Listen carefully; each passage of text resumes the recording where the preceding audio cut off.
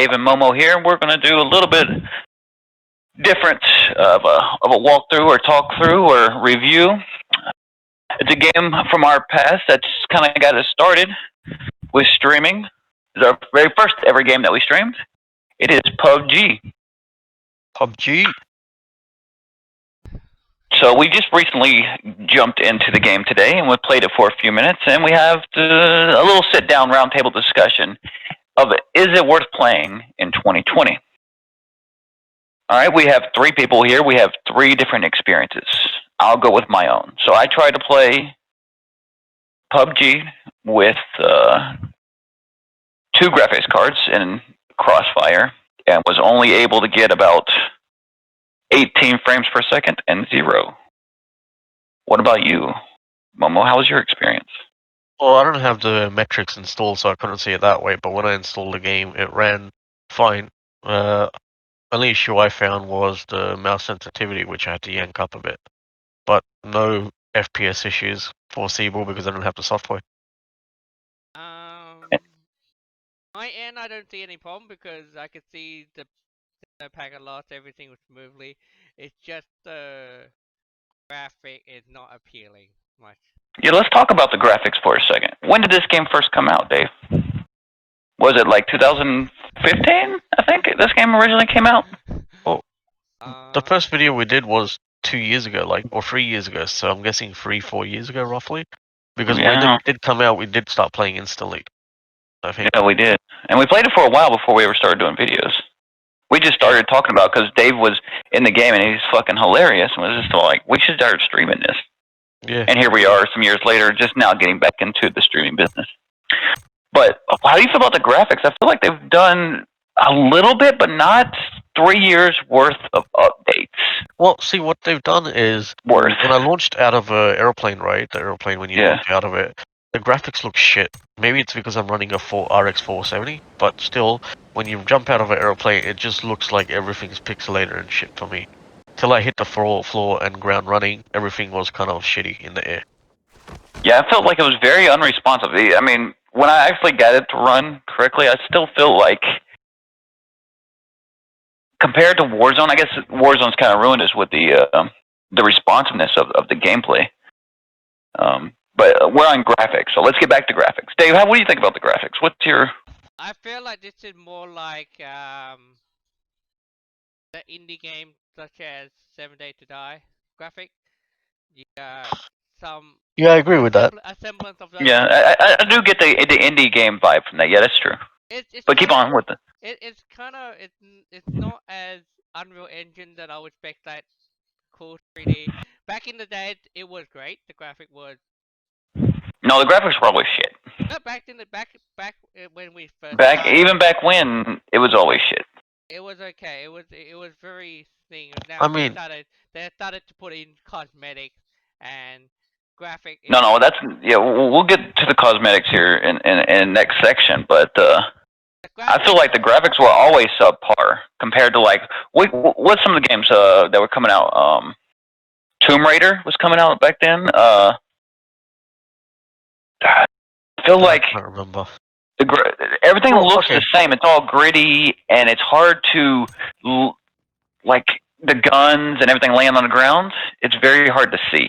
Everything kind of blends together.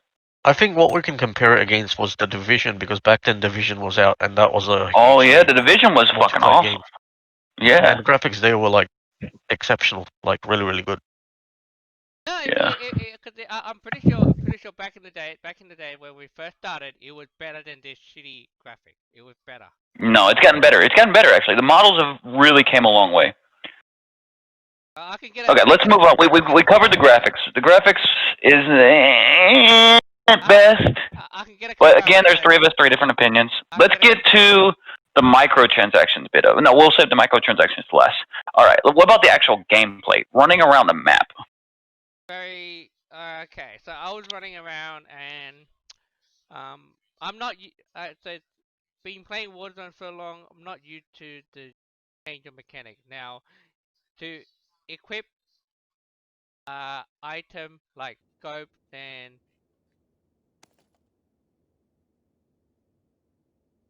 attachments. Yeah, pretty much. Gun weapon attachment. You get to press the I button and then click and drag. Now, Warzone had that already implemented in the gun itself, so you don't need to fill out your inventory and.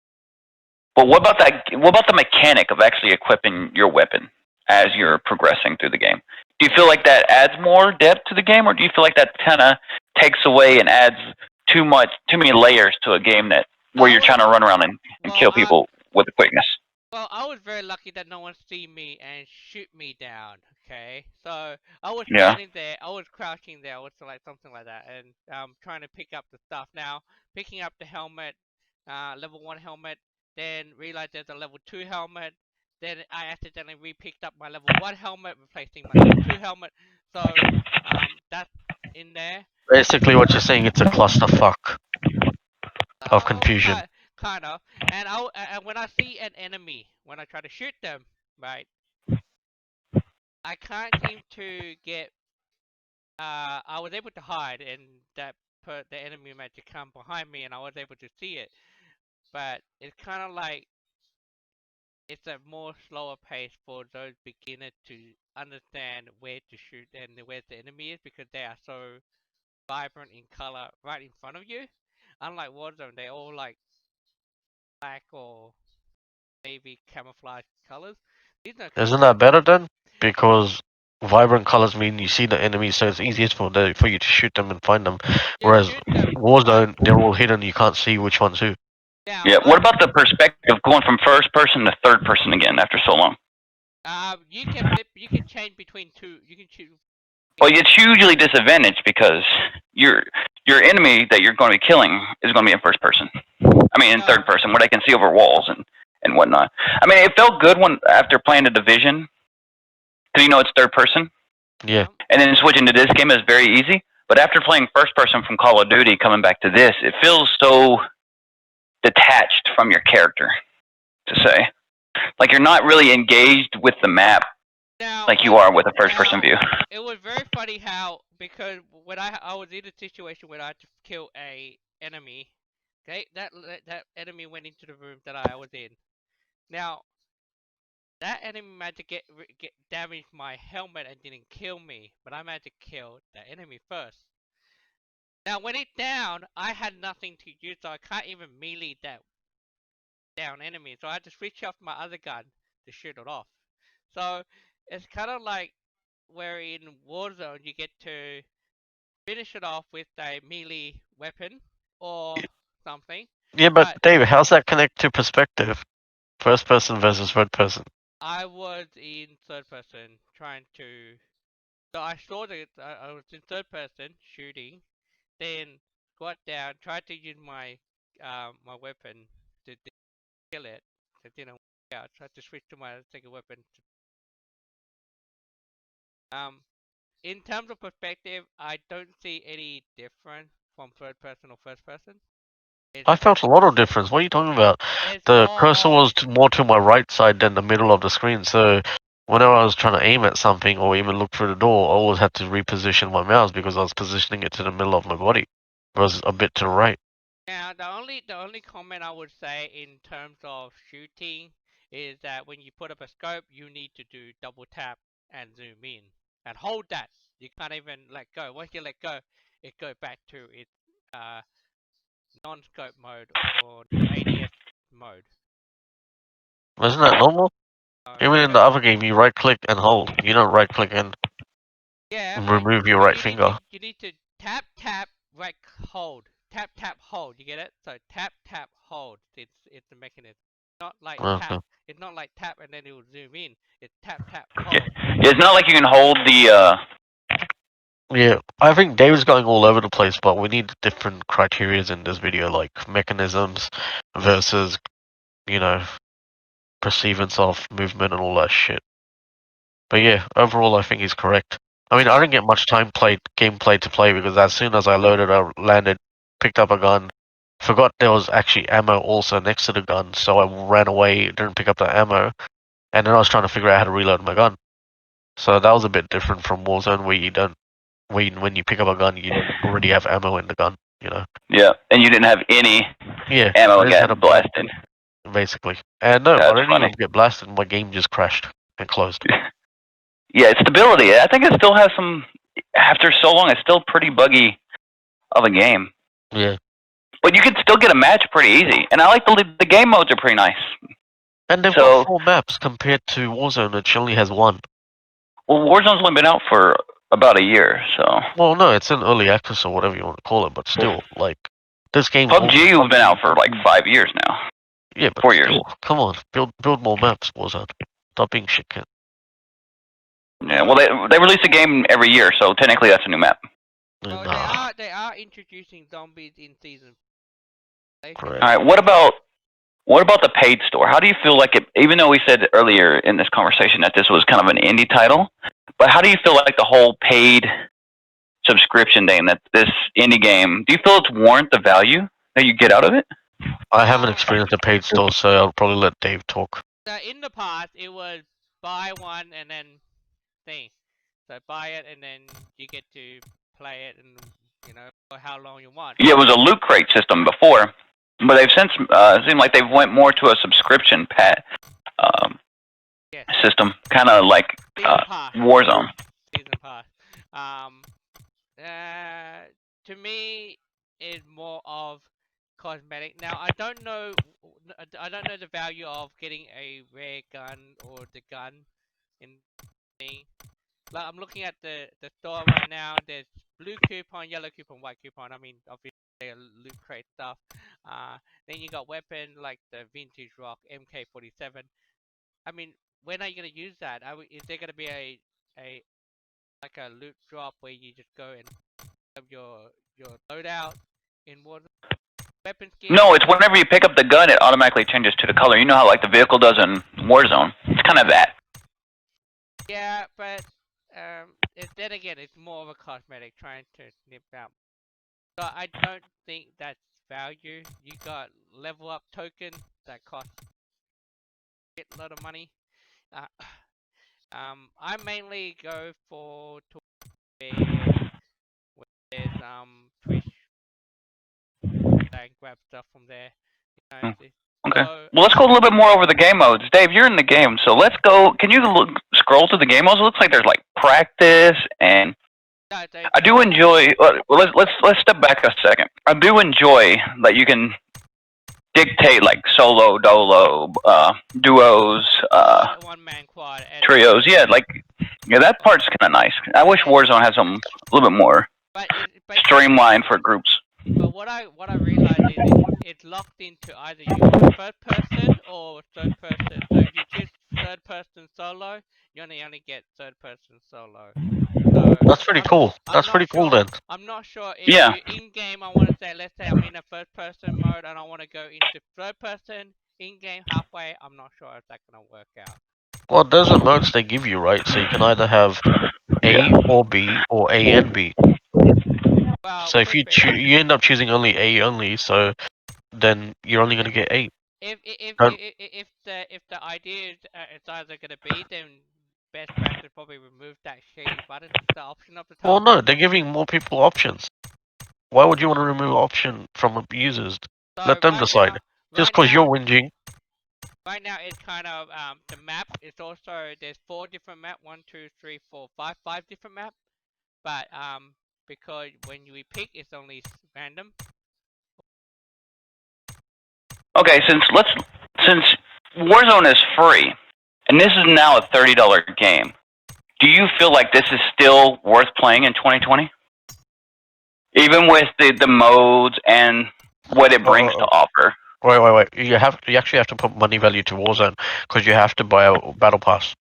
You don't have to buy a battle pass. There's no value of entry into the. If you want cosmetics, yes, you can do the battle pass. There's also a free battle. You still get free loot. Okay. Because you can get. All right. Let's talk about the play. You got play. You got normal match, which is very basic normal. You got ranked match, which is ranked based game. Qualified. You got arcade, which is team deathmatch 8 versus 8. First person. You got training mode, which is probably just learn how to play the game. and you got custom match. Now I'm looking at the custom match. There's normal mode, zombie mode. In this mode, players get to choose to play as a human or zombie. That's nice. You got war mode, deathmatch with respawn. War mode, conquest, 2 platoon face off with king. Alright. So just to summarize it, what they would say, even though you pay $30, you get more value for your buck. Because there are so many different modes in there compared to Warzone, which is one, but then again, you will end up paying the $11 or $10 or $15, whatever it is, for the battle pass stuff. Just so you can get the best of the pre-created weapons. The battle pass in Warzone is kind of more like additional value to certain stuff in game. It's not saying like your loadout. You can still use a basic custom a gray AR and still be able to kill with the needed modification like scope and stuff. Whereas the custom let's say you get a Snapdragon or Cage Fighter, that's already pre-configured all that customization in the gun, allowing you to use it base, so you don't need to do that additional. That's true. So, the battle pass does give you weapons which have the best, I guess, iterations of attachments. On the gun. And what is the pass for PUBG? Thank you. I just crashed. No, see, that's what we're talking about. So I'm glad you got it on stream there. It's still very, very finicky and buggy at this day and at this maturity. I have to stop everything. I have to reload it again. Bloody hell. What about the recording software? Did it crash? No, the recording software didn't crash. Yeah, the recording software is still working. So keep recording. Don't cut it out. Like, we need to talk about. This is part of the experience. This is like, it's 2020 now. Why is a game from 2015 still crashing? Hang on. What's going on? Hang on. That game.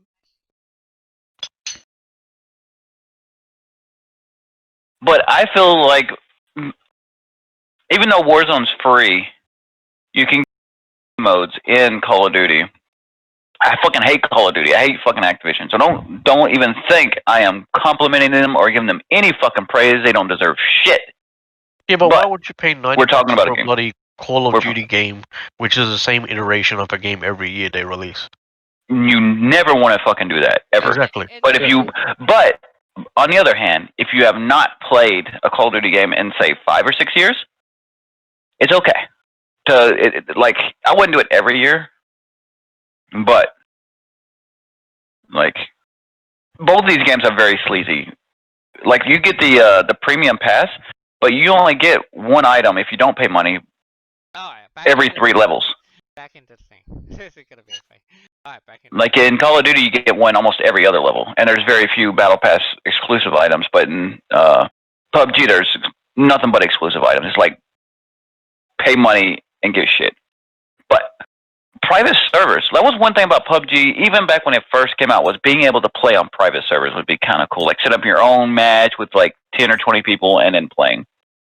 Wait. You can't say that because that's not available to all public. That was only given to exclusive YouTubers that had the... No, I'm just saying, no, when they first came out, they said that they were going to have private servers. Yeah, they still don't have... And that was a big selling point, and they never, ever came out with it for the general public. Yeah. So... And just to raise publicity, they only gave those private servers to YouTubers that had a lot of following. Yep. So that's both companies are pretty sleazy. Yeah.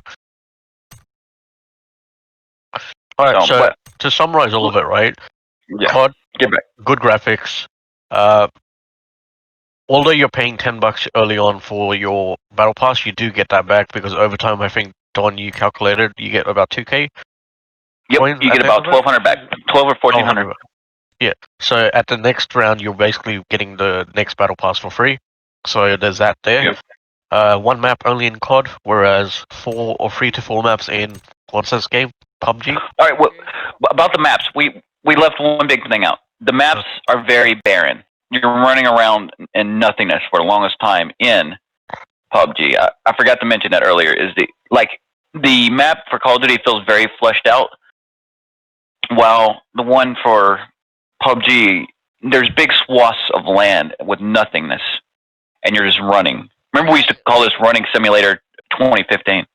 Well, you have to also remember that in the game there are times where there is a bombardment where you have to hide under the building. Yeah, that was pretty cool back in the day. At random points, airplane would bombard certain areas, so you'd have to be forced to hide inside buildings. Dave's right. I used to love that. Yeah, when the red zone showed up. Yeah, but that's not happening in Warzone. If it what happened to Warzone, then it'd be more. Well, they kind of have it in Warzone. It's just people can call it in on you.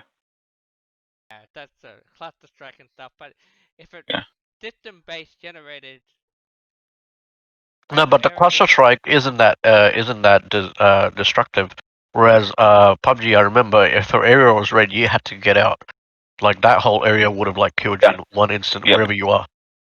Whereas the so you still like that mechanic still pretty cool. Yeah, why not? That's really cool. Yeah, how you get forced to run away or forced to go somewhere else. All right. So let's give our verdicts. I feel I'll let David give his verdict first, and I'll give mine last. So, Dave, what do you think about playing PUBG in 2020? It's a no-go. I don't want to go. I don't want to go. But this is even though I did buy a season pass for this back for the previous DLC, but now I'm not bloody. No. Dave's a solid no. All right, Momo, what about you? I'd say I like the mechanics that it does have, or it did have back in the day. But again, same as Dave, I'd probably say no because it feels too sluggish. That's true. It is. That's true. And I have to concur with both of you guys. I feel like, given the time that this game has been released, it has not matured enough to be something you'd play on a daily basis. I can understand maybe you have an inkling for it, or there's some aspect of it that you really like. I just feel like there's better options that bring better things to the table that's out there. And buying this in 2020, it's painful. It hurts. It's buggy. The graphics are dated. Mechanics are here to get you with the whole loot system and the season pass. So yeah, I don't think this was a buy in 2020. But again, it's up to the person. You're free to check it out. There's moments of good playtime there, but most of the time you're going to be running, trying to fight the game itself from crashing. And even though they have an anti-hack system, it's always been a hack fest in PUBG. Wait, that's another point. Why the hell do I need to install an anti-hack system when games like COD and stuff install them inbuilt? You know, that's kind of shit. I don't want to. And they're like, and then they want to do all this analytical data. They're like, in your geolocation, your IP address, all this information. Yeah, it's kind of bullshit. So, privacy gone out the window. Yeah. If I want to play in my toilet, I want to play in my toilet. I don't want them knowing I'm playing in my toilet. All right, so the Rocketeers are unanimously giving this a no, but it's up to you to try it, and we appreciate you for watching this video. Please do like and subscribe, and if you want to tune in for more of this content, ring the little bell for notifications, so whenever we send out a video, you'll get notified and you won't miss anything from us. Any last words, you guys? That's it.